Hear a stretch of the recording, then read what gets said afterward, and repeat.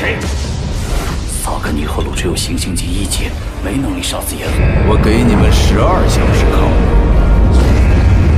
无论相遇，锦衣冠王。巴巴塔这小子，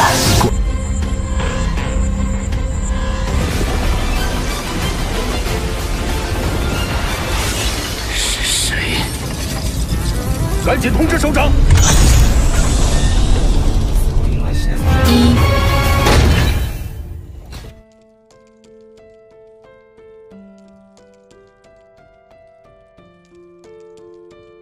Dan kali ini, Bang Panjul akan kembali melanjutkan pembahasan bocoran alur cerita Swallowed Start, season ketiga, episode 89. Yang dimana pada 3 episode sebelumnya telah ditampilkan, dengan pengorbanan dari Mo Henderson, Tripati Singh, Jia Yi, Sokolov, Isborni, akhirnya Luo Feng berhasil memusnahkan monster Golden Hornet Behemoth. Namun sayang, di sela kegembiraan atas musnahnya monster yang telah mengancam peradaban bumi, kegembiraan itu pun diselimuti duka yang mendalam akibat kematian para pejuang bumi termasuk Luo Feng. Namun, tanpa mereka sadari, di kedalaman Laut Samudra Pasifik, ternyata Luo Feng masih hidup, dan berhasil menguasai tubuh Golden Hornet Behemoth. Bahkan, Luo Feng pun menerima warisan berupa ingatan masa silam dari si monster bertanduk emas, yang di antara warisan tersebut, terdapat suatu teknik yang dapat menghidupkan kembali tubuh manusianya. Mengetahui akan hal itu, Luo Feng dan Babata pun segera memulai proses dan tahapan untuk menghidupkan kembali tubuh Luo Feng. Di sisi lain, saat Luo Feng telah fokus membentuk tubuh manusianya, Atkin yang merasa telah menjadi satu-satunya dewa perang terkuat di bumi pun mulai memanfaatkan momen tersebut, untuk mengambil alih kekuasaan, serta merebut semua harta dan roh tanaman yang dimiliki oleh keluarga para pejuang, yang dulu ikut melakukan perburuan di Pulau Berkabut. Bahkan, keluarga Luo Feng pun ikut dijara oleh Atkin dan antek-anteknya, hingga membuat Susin mengalami luka yang cukup serius, yang berakhir dengan kematiannya. Di saat Luo Feng telah berhasil membentuk kembali tubuh manusianya, seketika ia terperangah kaget, saat mendengar perkataan Babata, yang mengatakan, bahwa Susin telah mati, dan inilah, bocoran alur cerita Swallowed Start, season 3, episode 89. Saat mendengar ucapan Babata, seketika warna bola mata Luo Feng berubah menyerupai tatapan si monster Golden Hornet Behemoth sembari berkata, "Babata, apakah kamu sedang bercanda, dan berpikir ini hanyalah sebuah lelucon?" ucap Luo Feng, yang mulai diselimuti amarah. Di sisi lain, Susin yang saat itu telah terbaring kaku di atas pembaringan, tiba-tiba terlihat, kristal yang berada pada kalung jimat yang dulu diberikan Luo Feng mulai retak dan mengeluarkan cahaya, yang dalam sekejap menyelimuti tubuh Susin yang mulai melayang. Tampak saat itu, semua cahaya tersebut perlahan mulai diserap oleh tubuh Susin, dan tepat, saat semua cahaya telah sepenuhnya menghilang, tiba-tiba, Susin yang awalnya sudah tidak bernyawa, mulai menggerakkan alisnya dengan perlahan. Sementara di kedalaman Samudra Pasifik, tampak Luo Feng yang mulai terbakar amarah, saat mendengar kabar kematian istrinya. "Babata, apakah kamu sedang bercanda, dan berpikir kata-katamu ini adalah sebuah lelucon?" ucap Luo Feng, dengan pupil mata yang menyerupai Golden Hornet Behemoth. "Luo Feng, aku tidak sedang bercanda, tapi dengarkan dulu karena aku belum selesai bicara," ucap Babata, lalu kembali berkata. "Awalnya Susin memang telah mati, namun untungnya ada kalung jimat yang dulu kuberikan kepadamu, yang menyelamatkannya dari kematian," ungkap Babata, hingga membuat Luo Feng sedikit terkejut. Walaupun ia telah mewarisi semua ingatan dari Golden Hornet Behemoth, namun dalam ingatan tersebut tidak terdapat sedikitpun informasi tentang jimat yang dapat menghidupkan orang yang telah mati. "Babata, apakah kamu sedang mempermainkanku?" tanya Luo Feng, yang belum sepenuhnya mempercayai ucapan Babata. "Luo Feng, aku sedang tidak bercanda, dan jimat yang kuberikan padamu dinamakan Cinta Abadi, yang merupakan salah satu harta yang dititipkan guru untukmu. Di mana jimat itu sendiri dapat memperpanjang umur penggunanya hingga 1000 tahun dan tidak dapat menua. Namun sayang, walaupun saat ini tubuh Susin bisa dikatakan abadi, namun dia tidak akan menjadi lebih kuat, karena untuk menjadi lebih kuat, dia harus mencuri dan memindahkan jiwanya ke tubuh dari ras lain di alam semesta, yang tentunya memiliki garis keturunan elit, seperti halnya orang-orang suku Manka," ungkap Babata. Setelah mendengarkan penjelasan Babata, Luo Feng pun segera memerintahkan Babata untuk menghubungi Susin untuk memastikan hal tersebut. Namun sayang, Panggilan tersebut tidak dapat tersambung, karena saat itu Su Xin belum sepenuhnya sadar, hingga Luo Feng pun memutuskan untuk mengirimkan pesan. Singkat cerita, saat Su Xin telah sepenuhnya sadar, ia pun tampak kaget dengan kejadian yang dialaminya. Bukankah aku telah mati? Gumam Su Xin, yang kembali dikejutkan dengan bunyi pesan yang masuk, dan otomatis terbuka. Su Xin, aku Luo Feng, bunyi baris pertama dalam pesan tersebut, yang membuat Su Xin terperangah kaget dan sedikit tidak percaya, karena bisa saja, pesan tersebut dikirim oleh sebuah sistem AI. Di sela rasa tidak percayanya, ia kembali membaca lanjutan pesan yang berbunyi. Dalam waktu dekat aku akan segera kembali, dan jangan lagi berbuat bodoh, karena aku tahu, apa yang baru saja terjadi padamu, dan untungnya kalung jimat yang dulu kuberikan telah menyelamatkanmu, dan seharusnya jika itu benar terjadi, pasti saat ini jimat itu telah menghilang, tulis Luo Feng. Dan benar saja apa yang dikatakan oleh Luo Feng, di mana saat itu tampak kristal pada kalung yang dikenakan Su Xin telah menghilang. Mungkinkah ini nyata? Gumam Su Xin, yang masih belum percaya, bahwa saat ini Luo Feng benar-benar masih hidup. Namun, walaupun demikian, ekspresi wajah Su Xin mulai tampak bahagia. Kembali ke Samudra Pasifik, tampak Luo Feng yang emosinya mulai mereda, seketika amarahnya kembali tersulut, saat mendengar ucapan Babata yang mengatakan, bahwa setelah insiden Golden Hornet Behemoth, yang membuat Hong dan Lei Shen terbaring koma, membuat Istana Dewa Perang ditutup, serta semua kekuasaan telah diambil oleh Atkin, yang merupakan ketua kelima dalam Istana Dewa Perang, yang juga merupakan Dewa Perang terkuat saat ini. Bukan itu saja, bahkan saat ini, Atkin yang dibantu oleh Yan Hai dan Sagon Nehru pun telah mengambil alih aliansi HR, dan merebut paksa harta serta roh tanaman yang dimiliki oleh para pejuang lain, termasuk yang dimiliki oleh keluargamu. Dan alasan kematian Su Xin pun, tak luput dari perbuatan mereka. Tapi Luo Feng, yang dialami keluargamu belumlah seberapa, dibandingkan dengan keluargamu Henderson, yang dibunuh oleh mereka, dan dibuat seolah kecelakaan, yang bahkan media pun tidak berani untuk menyiarkan kejadian sebenarnya, ungkap Babata.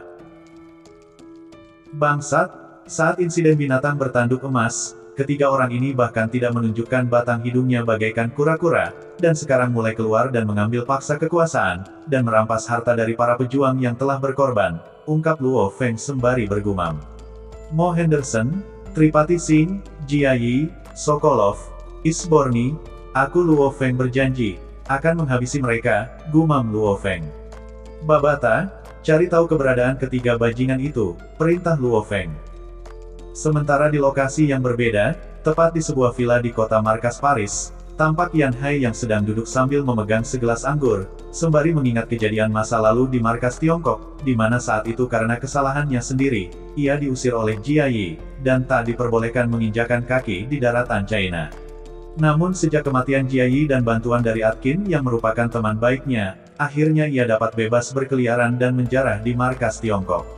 Hahaha, akhirnya kedua bajingan itu mati juga, ucap Yan Hai, diikuti gelak tawa atas kematian Jia Yi dan Luo Feng. Di sela kegembiraan itu, tiba-tiba Yan Hai yang kekuatannya telah berada di tingkat penjelajah bintang level 3, menunjukkan ekspresi kaget, saat menyadari kehadiran seseorang yang saat itu telah berada di belakangnya. Bagaimana mungkin? Bahkan Atkin yang lebih kuat dariku pun tidak bisa tiba-tiba muncul di belakangku tanpa aku sadari, gumam Yan Hai, sembari menengok ke belakang. Dan alangkah kaget Yan Hai, saat mendapati Luo Feng, yang telah berdiri dan menatapnya dengan tatapan ganas. Kamu? Tidak mungkin, ucap Yan Hai ketakutan. Sudahlah, tidak usah memasang ekspresi seperti melihat hantu, karena aku memang Luo Feng. Dan aku datang untuk mengakhiri hidupmu, ucap Luo Feng, yang tanpa banyak bicara, langsung melancarkan serangan, membuat jiwa Yan Hai seketika terkoyak, diikuti tubuhnya yang seketika telah terbaring di lantai. Sementara Luo Feng, setelah menghabisi nyawa Yan Hai, ia pun segera menghilang di ketinggian langit. Tak berselang lama, tampak kepala pelayan di kediaman Yan Hai datang untuk menyampaikan pesan. Namun saat melihat tubuh Yan Hai yang telah terbaring di lantai, kepala pelayan itu pun seketika berlari ke arah Yan Hai. Tuan, ada apa denganmu? Ucap si kepala pelayan, sembari memeriksa nafas dan denyut nadinya. Apa? Bagaimana bisa Tuan tiba-tiba mati? gumam si kepala pelayan, lalu bergegas memberitahukan kabar kematian Yan Hai yang sangat misterius. Bahkan setelah diperiksa oleh beberapa ahli jantung, para ahli itu pun tak bisa menjelaskan kematiannya, karena menurut hasil pemeriksaan, saat itu tubuh Yan Hai benar-benar sehat, tidak menunjukkan tanda-tanda serangan. Dan dalam novel pun dijelaskan, bahwa seorang petarung di tingkat penjelajah bintang seperti Yan Hai, memiliki rentan umur hingga 1000 tahun. Dengan kata lain, selama tidak dibunuh oleh seorang pejuang kuat, maka Yan Hai akan terus hidup dalam rentan waktu tersebut. Sementara di negara yang berbeda, tampak Atkin yang sedang berada di dalam sebuah mobil mewah, tiba-tiba dikejutkan dengan panggilan telepon, yang mengabarkan kematian Yan Hai, dengan suara yang sangat gugup. Mengetahui akan hal itu, sontak Atkin pun terkejut. Bagaimana Yan Hai bisa mati? Karena selain aku, siapa lagi manusia di bumi yang dapat membunuhnya? Tanya Atkin.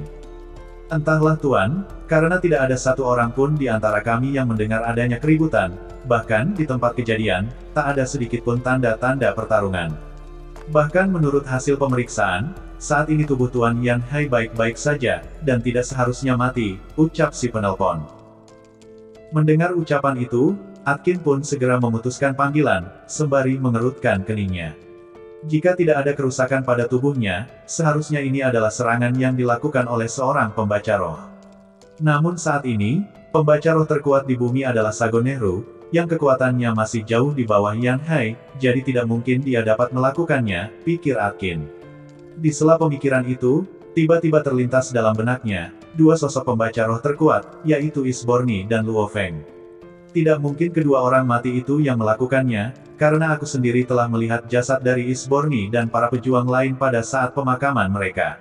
Sementara Luo Feng, semua tanda kehidupannya telah menghilang, jadi tidak mungkin orang mati itu yang melakukannya, gumam Atkin. Tunggu, bukankah saat ini tanda kehidupan Hong dan Lei Shen pun telah lenyap, namun faktanya keduanya masih tetap hidup. Sedangkan Luo Feng, sampai saat ini tidak ada yang pernah melihat langsung tubuhnya. Jangan-jangan dia benar-benar masih hidup, gumam Atkin, sembari mengingat pertarungan epik yang pernah dilakukan oleh Luo Feng, di mana saat pertarungan itu, Luo Feng dengan sangat mudah membunuh 8 monster di tingkat kaisar. Dan kekuatan Luo Feng itu, bukanlah sesuatu yang bisa diatasi oleh Atkin, apalagi jika saat ini dia benar muncul, sudah pasti kekuatannya akan jauh lebih besar dari sebelumnya. Sementara di markas pusat India, tepatnya di atas kediaman Sagoneru, muncul siluet yang berhenti tepat di atas kediaman tersebut, dan tidak lain, siluet itu adalah Luo Feng. Yang dengan sistem kamuflase milik Babata, membuat kehadirannya tidak dapat dideteksi oleh sistem keamanan milik Sagoneru. Di saat yang sama, Luo Feng mulai menggunakan kekuatan mentalnya, untuk mencari keberadaan targetnya. Di sisi lain, tampak Sagoneru yang sedang duduk, dengan kedua kakinya yang bertumpu di atas meja. Hahaha, saat ini Lei Shen sudah tidak bisa berbuat apa-apa, dan dengan kekuatan besar yang berada di pihakku saat ini, juga dengan bantuan dari Ketua Atkin, membuatku dengan mudahnya mengambil alih posisi ketua utama di Thunder Dojo, ungkap Sagoneru, yang saat itu telah mengambil alih posisi Dewa Petir, diikuti gelak tawa. Di sela kegembiraannya itu, tiba-tiba ponselnya berdering. Halo Sagoneru, saat ini Yan Hai telah mati, dan aku curiga Luo Feng lah pelakunya, ucap si penelpon, yang tidak lain adalah Atkin. Mendengar kabar tersebut, Sagoneru pun seketika terkejut, sembari berdiri dari tempat duduknya. Namun di saat yang sama, ia pun mulai menyadari kehadiran seseorang di ruangan tersebut. Dia sudah tiba, ucap Sagoneru, saat melihat sosok pejuang dengan seragam tempur berwarna merah darah, yang tidak lain adalah Luo Feng. Tampak saat itu, keringat mulai mengucur di dahi Sagoneru, saat menghadapi tatapan mematikan dari Luo Feng. Tuan Luo, ternyata Tuan Luo masih hidup, ucap Sagoneru, lalu kembali berkata. Tuan Luo, ini hanya kesalahpahaman saja.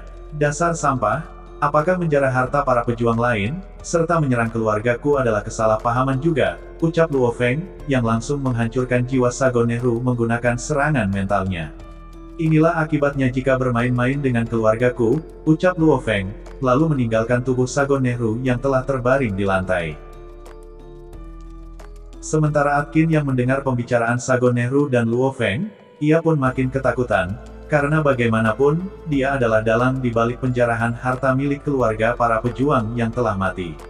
Saat itu, Atkin sempat berpikir untuk menyandra keluarga Luo Feng, namun hal itu sangatlah tidak mungkin. Karena selain lokasi yang cukup jauh, di kediaman Luo Feng pun dijaga oleh robot black metal, yang bukanlah tandingannya.